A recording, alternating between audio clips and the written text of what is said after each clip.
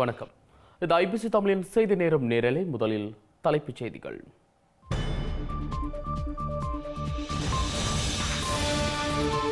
இலங்கை இந்தியாவில் புத்தாண்டு பிறந்தது. போதையற்ற புத்தாண்டிற்கு காவல்துறை கண்காணிப்பு.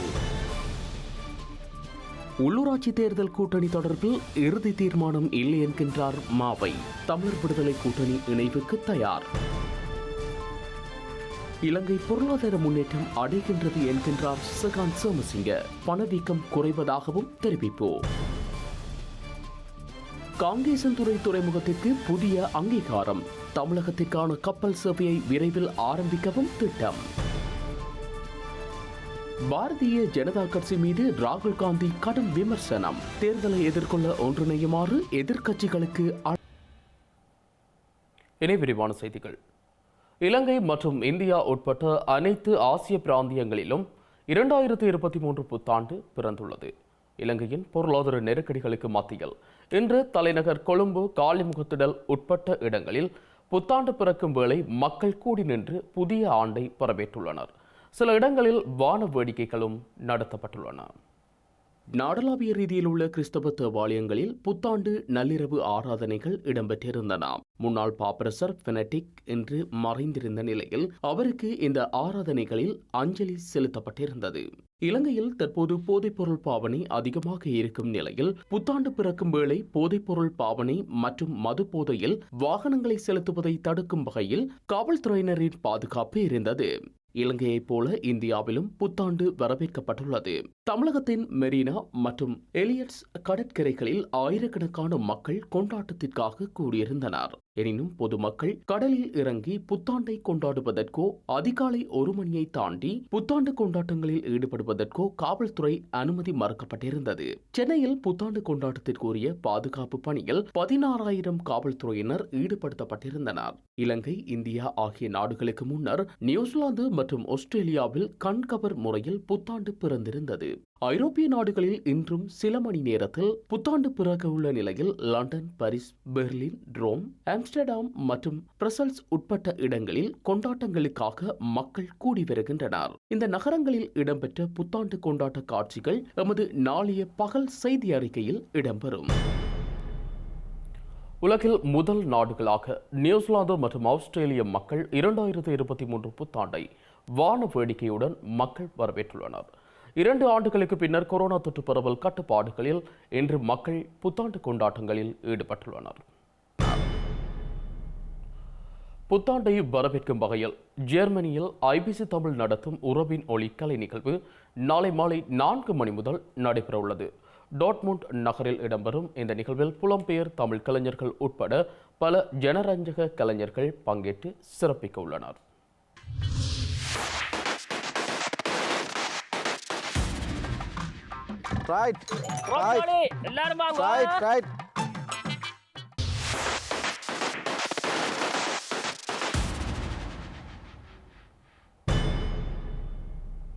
அனைத்து மக்களுக்கும் உண்மையான விடுதலை கிடைக்கப்பெற்று அவர்கள் சுதந்திரத்துடனும் அனைத்து உரிமையுடனும் வாழும் சூழல் ஏற்படுத்தப்பட வேண்டும் என மன்னார் மறைமாவட்ட ஆயர் இமானுவேல் பெர்னாண்டோ ஆண்டகை தெரிவித்துள்ளார்.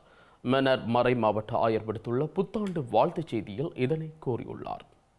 எமது நாட்டிலே பொருளாதார நிலை மாறி மக்கள் ஒரு நெருக்கடியான நிலையில் வாழாமல் விடுதலை பெற்று ஒரு சாதாரண ஆண்டாக இந்த வருடம் உங்களுக்கு இருக்க வேண்டும் என்று ஆசிக்கின்றேன். சென்ற ஆண்டிலே பல வகையான பிரச்சனைகளால் நாங்கள் துன்பப்பட்டோம். இனப்பிரச்சனைகள் என்ன, மொழி பிரச்சனைகள் என்ன, மக்களை பல விதத்திலும் தாக்கிக் கொண்டிருந்தது. அரசியலிலும் பொருளாதாரத்திலும் பெரிய நெருக்கடிகள் இருந்து வந்தன. புத்தாண்டிலே உங்களுக்கு ஒரு விடுதலை கிடைக்கப்பெற்று நீங்கள் சுபீட்சமாக வாழவும் இறையாசீர் நிரம்ப கிடைக்கப்பெற்று மகிழ்ச்சியாகவும் அமைதியாகவும் வாழ்ந்திட இறைவன் உங்களுக்கு அருள வேண்டும். இந்த ஆண்டிலே நீங்கள் விடுதலை பெற்ற மக்களாக ஒரு சுதந்திரத்தை கொண்டாடக்கூடும் மக்களாக வாழ இறைவன் உங்களுக்கு அருள வேண்டும். இலங்கையில் உள்ளூராட்சி மன்ற தேர்தல் நடத்தப்பட்டால் அதில் தமிழ் தேசிய கூட்டமைப்பில் உள்ள கட்சிகள் இணைந்து செயற்படுவதா அல்லது தனித்து போட்டியிடுவதா என்பது குறித்த இறுதி தீர்மானம் இதுவரை மேற்கொள்ளப்படவில்லை என இலங்கை தமிழரசு கட்சியின் தலைவர் மாவை சேனாதிராஜா தெரிவித்தார். அதே நேரம் சில ஊடகங்கள் தவறான செய்திகளை வெளியிடுவதாகவும் அது தொடர்பில் மக்கள் அவதானமாக செயற்பட வேண்டும் எனவும் அவர் கேட்டுக்கொண்டார். தமிழ் தேசிய கூட்டமைப்பில் உள்ள 3 கட்சிகள் இணைந்தே எதிர்வரும் உள்ளூராட்சி சபை தேர்தலில் போட்டியிடும் என்று இலங்கை தமிழரசு கட்சியின் அரசியல் குழு கூட்டத்தில் முடிவெடுக்கப்பட்டதாக நாடாளுமன்ற உறுப்பினர் எம். ஏ. சுமந்திரன் கொழும்பு ஆங்கில ஊடகம் ஒன்றுக்கு கருத்து வெளியிட்டிருந்தார். இது தொடர்பாக இலங்கை தமிழரசு கட்சியின் தலைவர் மாவை சேனாதிராஜாவிடம் ஐபிசி தமிழ் செய்தி பிரிவு வினவியிருந்தது. இதற்கு பதிலளித்த அவர், உள்ளூராட்சி மன்ற தேர்தல் தொடர்பான அறிவிப்பினை தேர்தல்கள் ஆணைக்குழு வெளியிடும் பட்சத்தில் அதில் எவ்வாறு போட்டியிடுவது என்பது குறித்து இறுதி தீர்மானம் எட்டப்படும் என கூறினார். அத்துடன் உள்ளூராட்சி தேர்தல் அறிவிக்கப்பட்டால் அதில் தமிழ் தேசிய கூட்டமைப்பில் உள்ள கட்சிகள் இணைந்து போட்டியிடுவதா அல்லது தனித்து போட்டியிடுவதா என்பது குறித்து இலங்கை தமிழரசு கட்சியின் மத்திய செயற்குழு கூட்டத்தில் ஆராயப்பட்டு இறுதி முடிவு எடுக்கப்படும் என தெரிவித்தார். இலங்கை தமிழரசு கட்சியின் மத்திய செயற்குழு கூட்டம் 7ஆம் தேதி மட்டக்களப்பில் இடம்பெறவுள்ளதாகவும் அவர் சுட்டிக்காட்டினார். தமிழ் தேசிய கட்சிகள் அனைத்தும் ஒரே தலைமையின் கீழ் இணையும் முயற்சியை வரவேற்பதாக தமிழர் விடுதலை கூட்டணியின் தலைவர் பரமசிவம் ஸ்ரீதரன் தெரிவித்துள்ளார். தமிழ் தேசிய கட்சிகள் அனைத்தையும் ஒரே தலைமையின் கீழ் கொண்டுவரும் முயற்சி வெற்றி பெற வாழ்த்துவதாக அவர் விடுத்துள்ள ஊடக அறிக்கையில் தெரிவிக்கப்பட்டுள்ளது. தேர்தலை மையமாக வைத்து இணையாமல் தமிழர்களின் நலன் நோக்கியதாக ஒற்றுமை முயற்சி அமைய வேண்டும் என அதில் சுட்டிக்காட்டப்பட்டுள்ளது. மாவை சேனாதிராஜா தலைமையில் உருவாக உள்ள தமிழ் தேசிய கட்சிகளின் கூட்டமைப்பில் தாம் இணைந்து கொள்ள தயாராக இருப்பதாக தமிழர் விடுதலை கூட்டணியின் தலைவர் பரமசிவம் ஸ்ரீதரன் குறிப்பிட்டுள்ளார். யாழ்ப்பாணம் காங்கேசன்துறை துறைமுகம் உள்வருகை மற்றும் வெளியேறுதலுக்கு அனுமதியுடைய துறைமுகமாக அங்கீகரிக்கப்பட்டுள்ளது. ஸ்ரீலங்கா பொதுமக்கள் பாதுகாப்பு அமைச்சர் டிரான் அலஸினால் இதற்கான அதிவிசேட வர்த்தமானி அறிவித்தல் வெளியிடப்பட்டுள்ளது. காங்கேசன்துறை மற்றும் தமிழ்நாட்டின் புதுச்சேரிக்கு இடையிலான பயணிகள் கப்பல் சேவை ஆரம்பிக்கப்பட உள்ள நிலையிலேயே இந்த அதிவிசேட வர்த்தமானி வெளியிடப்பட்டுள்ளது.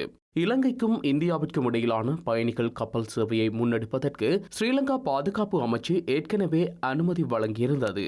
இலங்கைக்கும் இந்தியாவிற்கும் இடையிலான பயணிகள் கப்பல் சேவை எதிர்வரும் ஜனவரி மாதத்தின் நடுப்பகுதியில் ஆரம்பிக்கப்பட உள்ளதாக இந்திய ஊடகங்கள் செய்தி வெளியிட்டுள்ளன. இதனிடையே பயணிகள் கப்பல் சேவையை ஆரம்பிக்க தயாராக உள்ளதாக ஸ்ரீலங்காவின் துறைமுகங்கள் கப்பல் மற்றும் விமான சேவைகள் அமைச்சர் நிமல் ஸ்ரீபால டி சில்வா தெரிவித்துள்ளார்.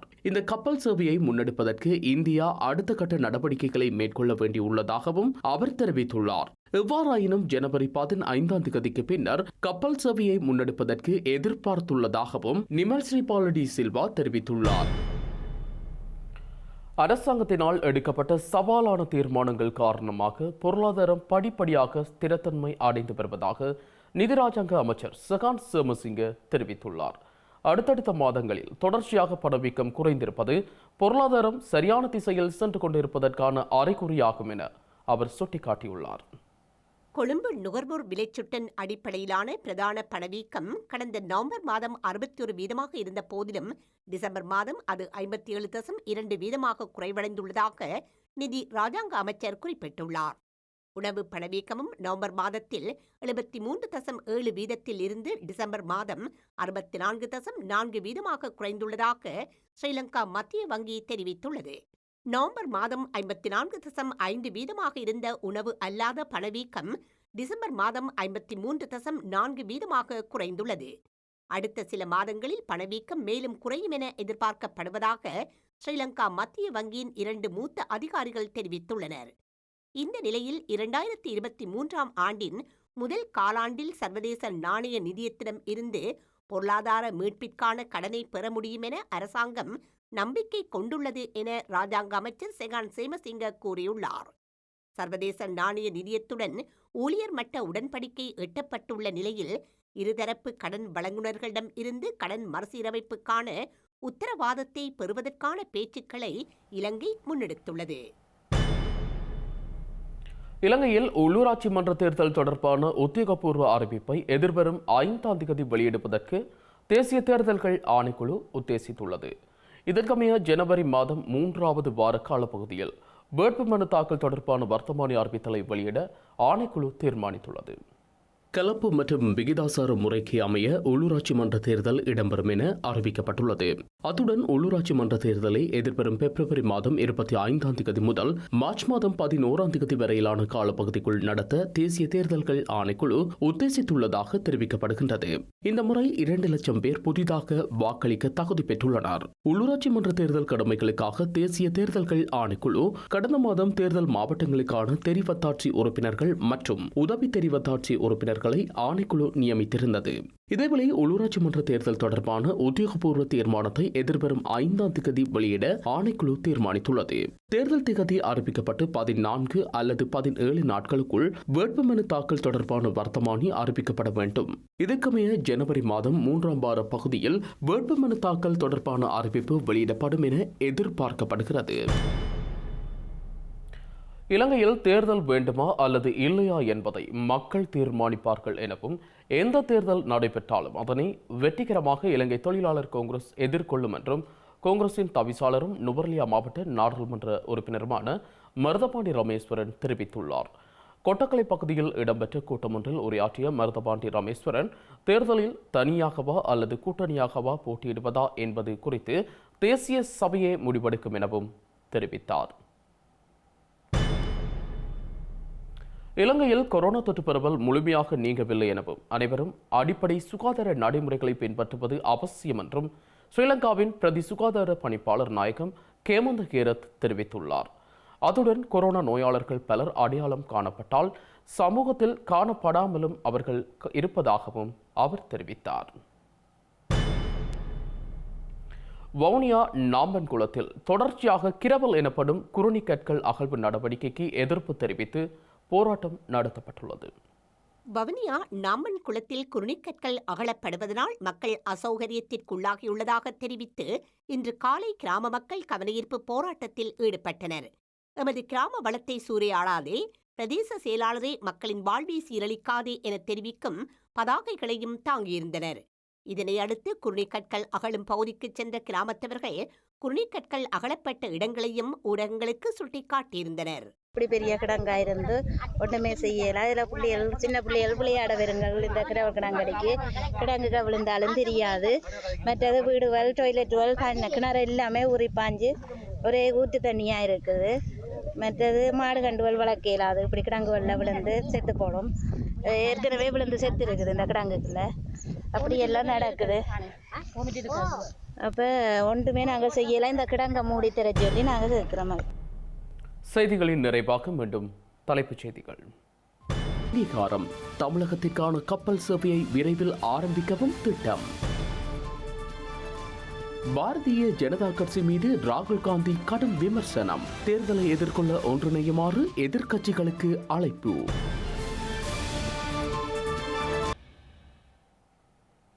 இத்துடன் ஐபிசி தமிழின் செய்தி நேரம் நேரலே நிறைவடைகின்றது. உடனுக்குடன் செய்திகளை அறிந்து கொள்ள ibctamil.com என்ற எமது இணையதளத்தை பார்வையிடுங்கள். வணக்கம்.